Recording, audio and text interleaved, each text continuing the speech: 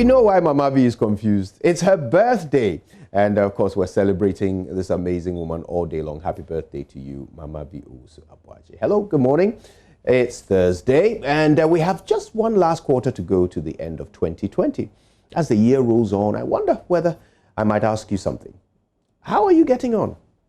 Are you renewing those resolutions you set for yourself in January?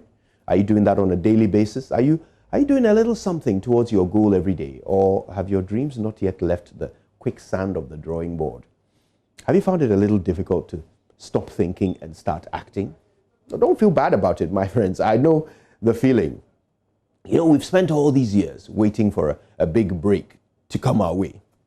We've sat waiting for the stars to align, for all our ducks to fall in a row, for all the resources we need to become available so that we can grab them and start acting on achieving our goals. And now here is this morning man person telling us to get up and start doing things when the time hasn't yet come. The opportunity hasn't arisen, when nobody has given us a chance or the tools to start work. My dear friend, I want to help. I want to give you that thing that you've been waiting to receive so that you can start acting. I want to line up all your ducks in a row. So let me tell you a story.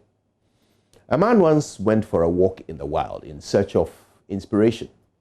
He came across a leash of foxes. Yes, kids, the collective noun for foxes is leash. You can also say a lead of foxes or a skulk of foxes. Enough, say it right. Let's get back to the foxes. They were running here and there, catching rodents and other little animals for food. Now, all of them except one. One little fox stood all alone, watching the others hunt. Careful not to break his cover, the man moved a little closer and noticed immediately what the problem was. This fox was crippled. One of its hind legs was twisted and mangled beyond use. The man immediately felt sorry for the little creature. He wondered how a fox with a lame leg could possibly ever hunt for food. The poor thing must be so hungry, he thought. Suddenly, a lion came along. Now, there was a large piece of meat in the jaws of this lion, the remnants of some antelope he must have hunted earlier. Now, the lion stopped to eat some more, but he soon had his fill and wandered off, leaving a large chunk of the meat behind. The crippled fox limped over and calmly helped himself to the lion's leftovers. The man smiled to himself. Of course, he thought. Yes, God finds a way to feed all creatures. Thank you for sending me this fox to inspire me. And with that, he headed home, nodding and smiling at his new epiphany. As soon as he got to his home, he took off his clothes and lay down in bed, waiting for God to come and feed him. He lay there for a whole day, and then 2, 3 days passed, and no matter how hungry he got, the man did not move. He knew that help was on the way.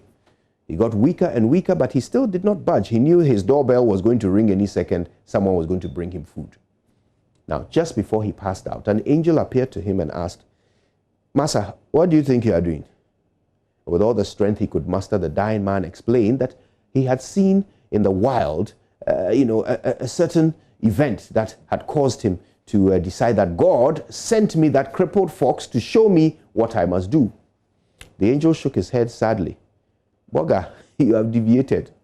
God gave you skills and talents in abundance so that you could create your own opportunities and make your own resources in such large quantities that others who lack talent may even benefit from your productivity. You've taken all that talent and potential and you are lying here with it dying slowly. My dear man, God didn't send you a crippled fox to show you what to do. He sent you a lion.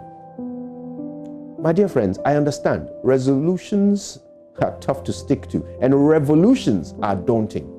But they are the only way to effect a change in your circumstances. And this revolution has to come from you. If you just keep lying there, nobody will ever ring your doorbell. You were given those talents for a reason, and the harsh truth you may not have realized is that by wasting your talent, you are offending your maker. Pope John Paul II said that talent is a gift from God, and whoever discovers it in himself has a certain obligation to know that he cannot waste this talent. My dear friends, you've already been given everything you will ever need to succeed. You may be waiting for all your ducks to line up in a row before you start pursuing your dreams, but the truth is God already lined up your ducks at birth when he gave you skills, strength, and talent. I end with a simple verse written by Benjamin Franklin. He said, Hide not your talents. They for use were made. What's a sundial in the shade? My name is Kojo Yankson, and I am a lion, not a crippled fox. Good morning, Ghana.